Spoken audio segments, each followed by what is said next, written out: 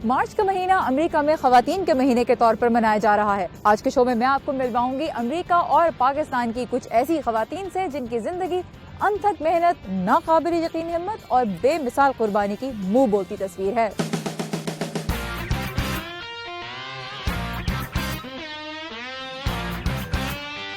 सलाम and welcome to जिंदगी 360। मैं हूँ आपकी होस्ट सारा जमान और आज मैं आई हूँ अफ्रीकी अमरीकी खातून लीडर मैरी मैक्लॉयड बेथ्यून की यादगार पर।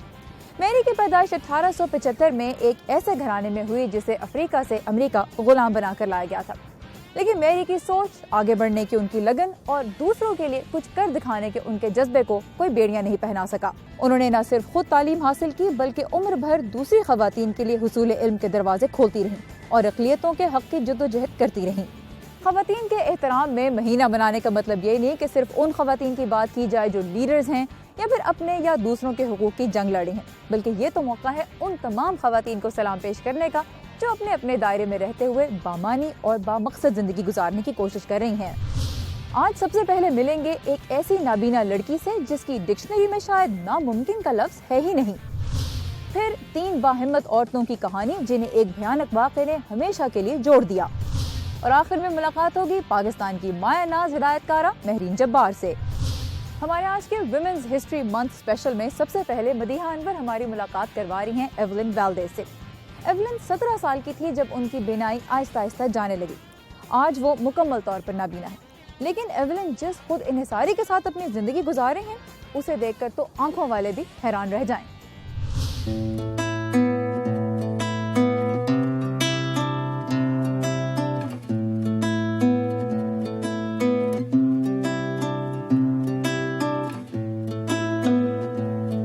I went to the eye doctor and they told me that I had lost. मुझे डॉक्टर ने बताया कि 5 सालों में तुम्हारी बीनाई रेटिनस पिगमेंटोसा की वजह से आहिस्ता आहिस्ता खत्म होती चली जाएगी। Degeneration of the retina and आंखों की इस बीमारी में पर्दा चश्म मुतासिर होता है। The deterioration of the retina.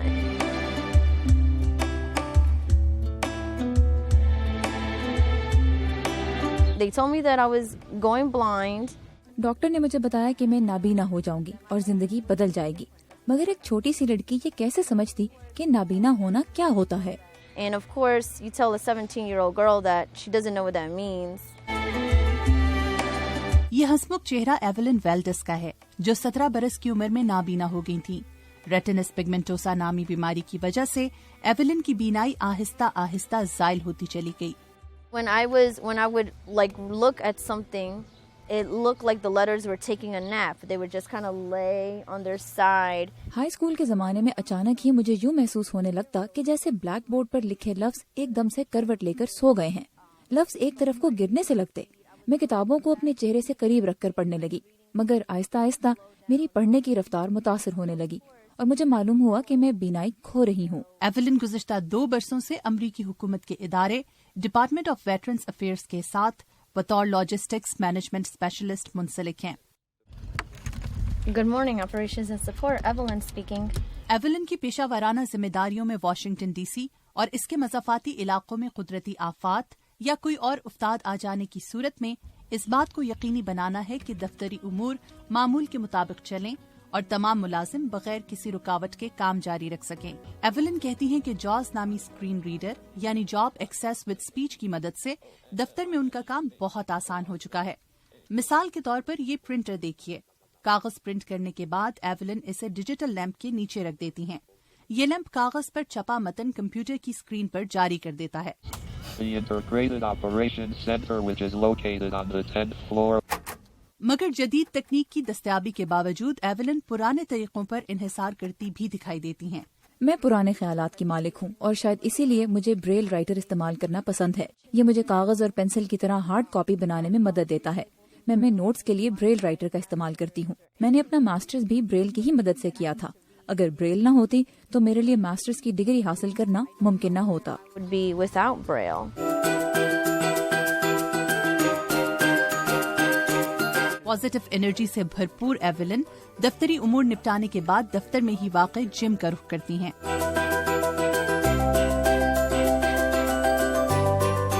Evelyn एक रनर हैं।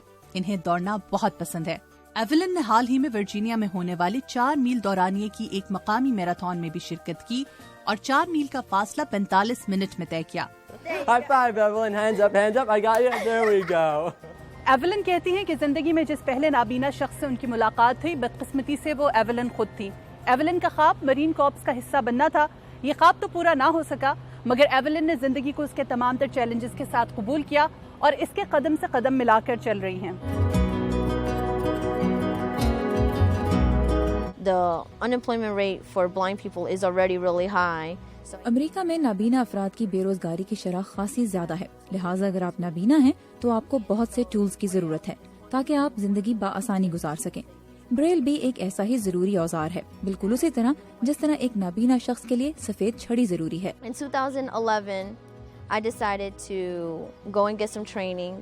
2011 میں نے فیصلہ کیا کہ میں بلائنڈنس ریہیبلیٹیشن ٹریننگ حاصل کروں. اسی مقصد سے میں ریاست لوئیزیانا میں واقع لوئیزیانا سینٹر فار دا بلائنڈ گئی جو کہ national federation of the blind کا ایک ذیلی ادارہ ہے. National Federation of the Blind is one of the elite training centers and it's a 9-month training program. جہاں پر نابینا افراد اور بہت کم بینائی رکھنے والے افراد کو آنکھوں پر پٹی باندھ کر 9 ماہ تک سخت ٹریننگ دی جاتی ہے.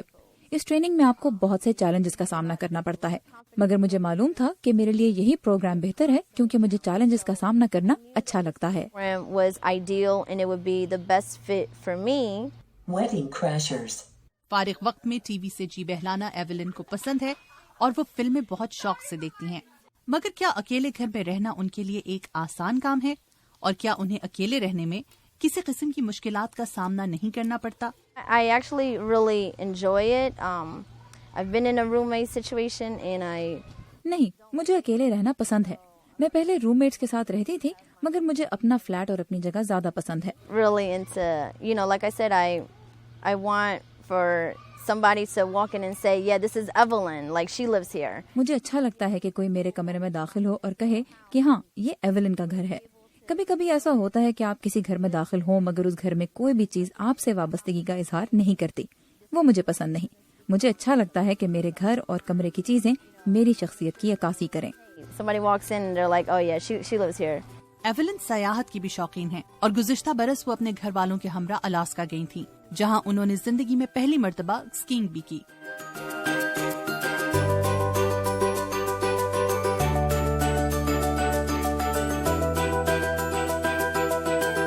ایولن دوستوں کے ساتھ ٹیکسٹ میسیجز اور فون کے ذریعے مسلسل رابطے میں رہتی ہیں. Hey, how's it going? ایولن کہتی ہیں کہ نابینا ہونے کے باوجود انہوں نے اپنی زندگی کو ایک مقصد فراہم کیا ہے تاکہ وہ اس دنیا کی خوبصورتی سے اسی طرح لطف اندوز ہو سکیں جیسا کہ کوئی بصارت رکھنے والا شخص ہو سکتا ہے. It says, together we are changing what it means to be blind. ایولن کو دیکھ کے یقین نہیں آتا نا کہ وہ نابینا ہے.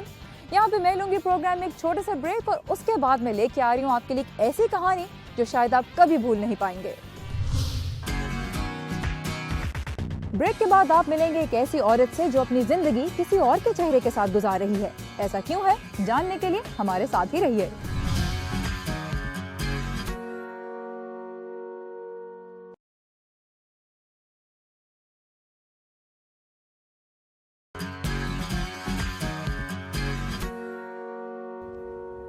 Welcome back. آج میں آپ کو ملوا رہی ہوں کچھ غیر معمولی خواتین سے. تو اب ملتے ہیں کارمن ٹارلٹن سے.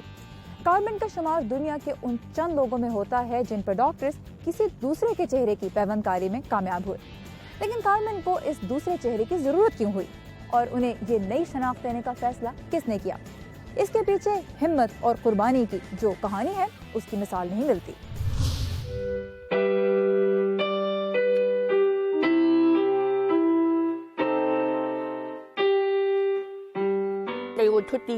ٹی وی پر وارننگ دی جاتی تھی کہ آنے والا منظر دل خراش ہے اور مجھے احساس ہوا کہ یہ وارننگ مجھے دکھانے سے پہلے دی جا رہی ہے. مجھے تو یقین نہیں آتا تھا اور مجھے غصہ بھی آتا تھا کیونکہ میں دیکھ نہیں سکتی تھی کہ اس وارننگ کی وجہ کیا ہے. وہ چہرہ جو ٹی وی چینلز دکھانے سے پہلے وارننگ دیتے تھے 39 سالہ کارمن ٹارلٹن کا تھا. ان کا پرانا چہرہ. 2007 میں ان کے سابقہ شوہر نے طلاق کے صرف چند ہفتوں بعد ان پر تیزاب سے اتنا وحشیانہ حملہ کیا کہ کارمن کا پورا جسم کچھ ہی لمحوں میں جھلس گیا اور وہ مکمل طور پر اندھی ہو گئیں. Most of our marriage was good. ہماری شادی کے زیادہ تر سال اچھے ہی گزرے. حملے کی رات سے پہلے میرے شوہر نے کبھی مجھ پر ہاتھ نہیں اٹھایا تھا اور نہ ہی مجھے زبانی یا نفسیاتی طور پر تکلیف پہنچائی. حملے کے بعد 3 ماہ تک کارمن کو ریاست میساچیوسیٹس کے برگم اینڈ ویمنز ہاسپٹل میں بے ہوش رکھا گیا اور اس دوران ان کے 38 آپریشن کیے گئے. کارمن کا زندہ بچ جانا یقیناً ایک معجزہ تھا، لیکن یہ نئی زندگی آسان ہونے والی نہیں تھی. مجھے سب سے زیادہ مشکل اندھے پن کا سامنا کرنے میں ہوئی. مجھے اس لیے بھی مشکل ہوئی کیونکہ 4 سال تک میرے جسم پر کھلے زخم تھے اور میں انہیں دیکھ نہیں سکتی تھی. اس کے باوجود کارمن نے خود کو مایوسی کے اندھیروں میں کھونے نہیں دیا. میں اپنی زندگی کو کسی صورت بیزاری سے نہیں گزارنا چاہتی تھی، لیکن پہلا سال میرے لیے کافی مشکل تھا. What do you think؟ آپ نے یہ رویہ کیسے اپنایا؟ یہ تو بڑا زبردست ہے. میں اتنی بری طرح زخمی ہونے کے باوجود زندہ بچ گئی تھی، جو بڑی حیران کن بات تھی. مجھے احساس ہوا کہ پھر اس کے پیچھے ضرور کوئی بڑا مقصد ہے، خاص طور پر میری اپنی ذات کے لیے. میں جتنی مضبوط رہتی اتنا ہی بہتر محسوس کرتی اور دوسروں کی مدد کرنے کے قابل بھی ہوتی گئی. میں نے سوچا کہ واہ، اس سے بہتر اور کیا ہو سکتا ہے کہ میں بس اپنے انداز سے جیوں اور اس سے دوسروں کو فائدہ ہو. اسی جذبے کے تحت کارمن نے نہ صرف اپنے ہولناک تجربات پر ایک کتاب لکھی، بلکہ اس شخص کو معاف کرنے کا فیصلہ بھی کیا جس نے انہیں اپنی نفرت کی بھینٹ چڑھا دیا تھا اور جو آج عمر قید کاٹ رہا ہے.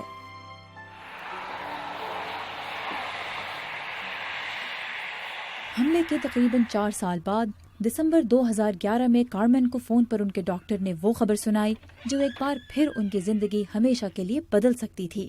کارمن کو بتایا گیا کہ انہیں فیس ٹرانسپلانٹ کے لیے منتخب کیا گیا ہے، یعنی ان کے چہرے کی جگہ ایک اور عورت کا چہرہ پیوند کیا جائے گا اور کارمن کی جھلسی ہوئی شکل ہمیشہ کے لیے صرف ایک بھیانک خواب بن کر رہ جائے گی. اس فون کال کے تقریباً 1 سال بعد ڈاکٹرز کو بلاخر وہ چہرہ مل گیا. یہ چہرہ تھا کارمن سے کچھ 100 میل دور رہنے والی 54 سالہ شیرل رائٹر کا. شیرل کی موت برین ہیمریج کے باعث ہوئی تھی. جاتے جاتے وہ اپنے گردے، جگر اور بازو کا ایک حصہ عطیہ کر کے 4 مختلف لوگوں کو زندگی کا تحفہ دے گئی تھیں، لیکن شیرل کا چہرہ عطیہ کرنے کا فیصلہ ان کی بیٹی مرنڈا کو اکیلے ہی کرنا تھا. But it was interesting. I feel that she had an agenda. یہ عجیب بات ہے، لیکن مجھے لگتا ہے کہ میری ماں کا ایک مقصد تھا. ان کے فوت ہونے کے بعد نہ جانے کہاں سے میں نے اپنے اندر ایک طاقت محسوس کی. میں نے خود کو سنبھالا کیونکہ مجھے کچھ اہم فیصلے کرنے تھے.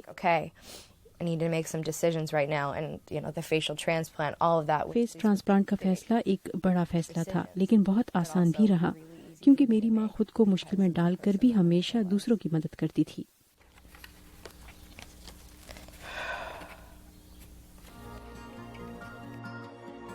سترہ گھنٹے کی سرجری کے دوران ڈاکٹرز کارمن کے چہرے کی جگہ شیرل کے چہرے کی پیوند کاری میں کامیاب ہو گئے اور کچھ ہی ہفتوں بعد کارمن اپنے نئے چہرے کے ساتھ دنیا کے سامنے آئے.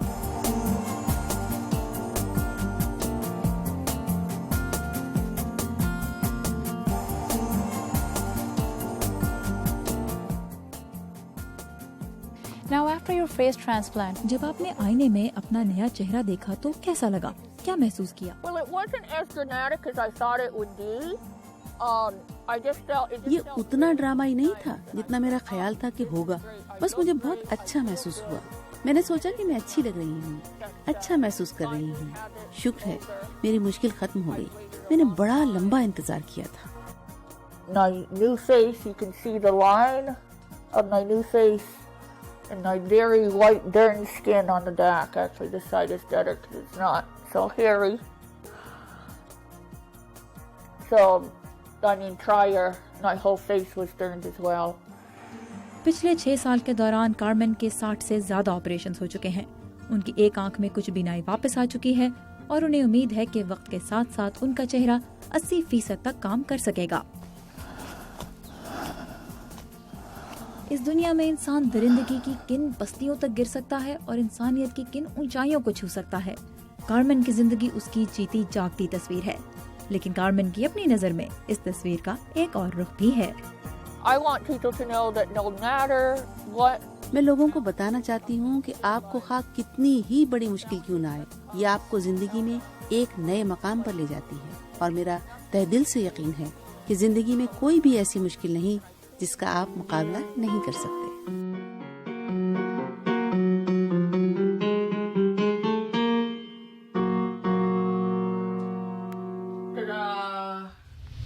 کارمن اور مرینڈا سے یہ ملاقات مجھے تو ہمیشہ یاد رہے گی. پروگرام میں یہاں پہ ہم لینے لگے ہیں ایک چھوٹا سا break, but stay with us. Break کے بعد کچھ ہلکی پھلکی باتیں ہوں گی پاکستان کی نامور ہدایت کارہ مہرین جبار سے.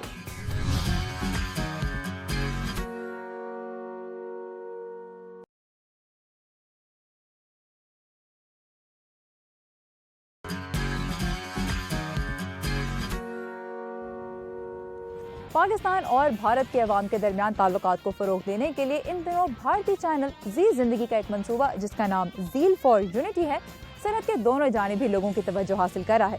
اس پروگرام کے تحت بھارت اور پاکستان سے 6 فلمیں بنوائی گئی ہیں تاکہ لوگوں کو آرٹس اور انٹرٹینمنٹ کے ذریعے ایک دوسرے سے جوڑا جا سکے. انہی فلموں میں شامل ہے پاکستانی ہدایت کارہ مہرین جبار کی فلم لالا بیگم. مہرین نے اپنے لیے ایک کامیاب کیریئر کیسے بنایا اور اس سے کیا کچھ سیکھا, آئیے انہی سے جانتے ہیں. سمجھا اسے, اگر یہ نہیں مانی تو اس کے ہاتھ پیر باندھ کے لے جاؤں گا.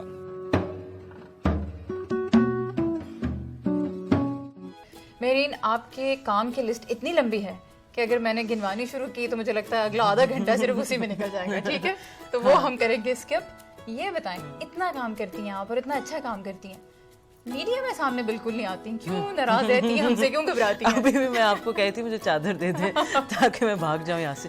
وہ یہ کیونکہ مجھے کیمرے کا پاور پتہ ہے, اور جب وہ آپ کی طرف ڈائریکٹ ہوتا ہے نا تو بہت مجھے گھبراہٹ ہو جاتی ہے. I think acting and anyone who's in front of television of film cameras, I think بڑے brave اور courageous لوگ ہوتے ہیں. کیسے شوق ہوا اس فیلڈ میں آنے کا, ڈراماز بنانے کا, فلمز بنانے کا؟ بہت لمبی کہانی ہے یہ, کب شروع کروں؟ بچپن سے. لیکن آپ کا سیگمنٹ صرف 7 منٹ کا ہے. میں میری فیملی پتہ ہے کہ وہ ابا تھے اس فیلڈ میں, ایڈورٹائزنگ میں, اماں تھیں, تو I just grew up with cameras around me. تو مجھے لگا نہیں کہ کچھ میں اور کر سکتی ہوں اس کے علاوہ. اور جو میں نے بہت دفعہ کہا, میں بہت شائع تھی گروئنگ اپ, تو مجھے لگتا تھا کہ میں جتنا دوسروں کی کہانیاں بتاؤں وہ بہتر ہوگا, اور مزہ بھی آتا تھا to observe people.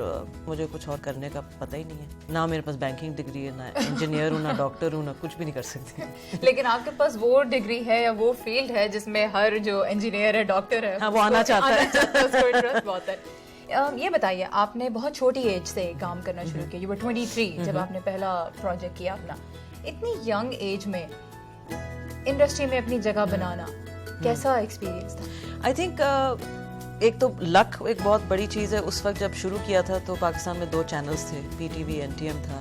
Private production بہت کم ہو رہی تھی. وہ ٹائم ایسا تھا کہ لوگ, میرا خیال ہے, کچھ ڈفرینٹ چیز دیکھنا چاہ رہے تھے. وہ میرے پاس ایک ویکیوم تھا لوگ پرائیویٹ پروڈکشنز میں آنے کا.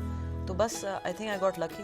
ایک جو زبردست چیز میں نے آپ کے بارے میں سنی وہ یہ ہے کہ بہت سے ڈراماز کے سیٹ پہ خاص طور پہ ایسا ہوتا ہے کہ سٹارز کے لیے کھانے کی الگ میز لگتی ہے اور کرو کے لیے الگ رکھتی ہے, اور آپ نے جب کام کیا تو آپ نے کہا بالکل ایسے نہیں ہوگا, ایک کھانا سب کھائیں گے, اکٹھے بیٹھ کے کھائیں گے.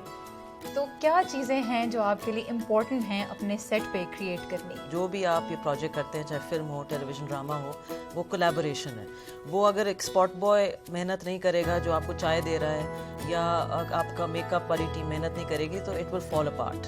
سو every single person has to work as a team. اور جب آپ ٹیم ورک کر رہے ہوتے ہیں دین سب کو ایکولی ٹریٹ کرنا, تمیز سے, رسپیکٹ سے, بہت امپورٹنٹ ہوتا ہے آئی فیل. اور چیخنے چلانے سے ویسے ہی کوئی سنتا نہیں ہے, آپ کی اپنی بےزتی ہوتی ہے. کیا کوالٹیز ہیں جو آپ اپنے کولیگز میں چاہتی ہیں کہ ہوں تاکہ آپ جو اپنا ویژن لے کر آئی ہیں وہ ریئلائز ہو سکے؟ شودہ پن نہ ہو. ٹھیک ہے, ٹھیک ہے. اپنے آپ کو 30 مار خان نہ سمجھیں, اپنے آپ کو اس کیٹیگری میں سمجھیں کہ میں نے بھی ابھی سیکھنا ہے, چاہے آپ 80 سال کے بھی کیوں نہ ہو. پاکستان میں بہت سے ٹی وی چینلز ہیں اس وقت اور بہت سے ڈفرینٹ ٹاپکس پر ڈراماز بھی بن رہے ہیں, لیکن ایک چیز جو بڑا ایک کامن تھریڈ نظر آ رہا ہے کہ ایون دو خواتین کو بڑے پرومیننٹ رولز مل رہے ہیں, بہت سے رولز میں وہی ٹریڈیشنل ماحول ہے, ساس بہو کے جھگڑے, یا ہو گیا ایکسٹرا میرٹل افیئر ہو گیا, یا پھر اگر یہ بھی دکھایا ہے کہ کوئی عورت کام کرتی ہے گھر کے باہر, اس کا کریئر ہے, تو کئی دفعہ اس میں بڑا ایک نیگیٹو شیڈ بھی دکھایا جاتا ہے کہ جی گھر کا خیال نہیں رکھ پا رہی, گھر والوں کو توجہ نہیں دے پا رہی. آپ کے خیال میں بینگ اے وومن ڈائریکٹر, آپ کے خیال میں اس طرح کے رولز سے کیا ہم دور بھاگنا خواتین چاہیے, کو دور بھاگنا are we doing چاہیے, them any service? not just producers but writers, because بہت سی writers عورتیں ہیں, producers بھی عورتیں ہیں. Basically the problem is کہ I'm not saying سارے ایسے, but a majority is کہ کیا ریٹنگز ہوں گی, کیا بکے گا, کتنے صابن یا آئس کریم یا فون بکیں گے. That is the criteria کہ ہم نے کہانی کس طرح کی بنائی. میرا ایک ویسے رول ہے کہ میں کبھی اس طرح کے کیریکٹرز لیتی نہیں ہوں جس میں عورت کو ڈیگریڈ کیا جائے, unless کوئی سلوشن دکھایا جائے. جیسے ایک ڈرامہ رہائی تھا جو ہم پہ ہی چلائے, جو تھا چائلڈ میرج پہ, اور اس میں بھی بہت مار کٹائی تھی, ڈومیسٹک وائلنس تھا, بٹ ان دی اینڈ ایک راستہ دکھایا گیا تھا کہ عورتیں کیسے اکنامک امپاورمنٹ کر کے اپنے حال کو بہتر کر سکتی ہیں. سو دیر ہیز ٹو بی, آپ اوبیسلی جو معاشرے میں ہو رہا ہے وہ آپ کو دکھانا تو پڑے گا, ریئلٹی ہونا ہے تاکہ لوگ ریلیٹ کر سکیں, بٹ اس کو ایز اے انٹرٹینمنٹ ویلیو نہ رکھیں, اس پہ یا تو پھر ایک وے آؤٹ دکھائیں لوگوں کو.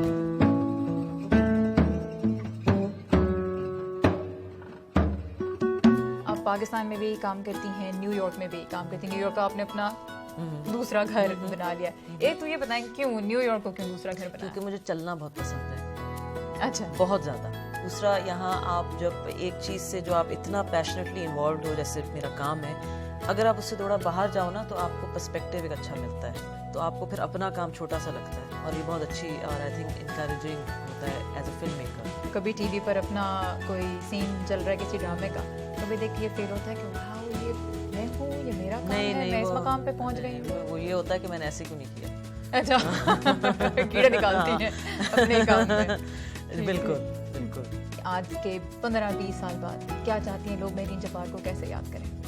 آئی تھنک اگر وہ کچھ میرے جو ہے ڈراماز یا فلمیں یا شارٹ فلمز دیکھ کے یا تو کچھ سیکھ لیں یا ہنس لیں یا انٹرٹین ہو جائیں, میرے لیے بہت ہے. تھینک یو سو مچ, آپ نے ہمارے لیے ٹائم نکالا اور بڑے اپنے بزی اسکیجول میں سے اور اپنے انتہائی اینٹی میڈیا بہت ہی شائع لائف اسٹائل میں سے آپ نے ہمارے بغیر میک اپ کے ٹائم نکالا. آپ پھر بھی بہت پیاری لگ رہی ہے. Thank you. بغیر میک اپ میں نے لگایا تھا, مجھے نہیں لگ رہا کہ کوئی خاص فرق پڑتا ہے اس سے. But thank you so much, and all we can say is کہ please keep making the awesome dramas that you are making. Thank you so much. Thank you so much. ہمارے ارد گرد ایسی ان گنت خواتین ہیں جن سے ہم کچھ نہ کچھ سیکھ سکتے ہیں. آپ کی ذاتی یا پروفیشنل زندگی میں اگر کسی خاتون نے آپ کو انسپائر کیا ہے تو ہمیں ان کے بارے میں ضرور بتائیے. آپ فیس بک اور ٹویٹر پہ ہم سے جب چاہیں کنیکٹ کر سکتے ہیں. انشاءاللہ آپ سے اگلے ہفتے پھر ملاقات ہوگی. تب تک کے لیے خدا حافظ.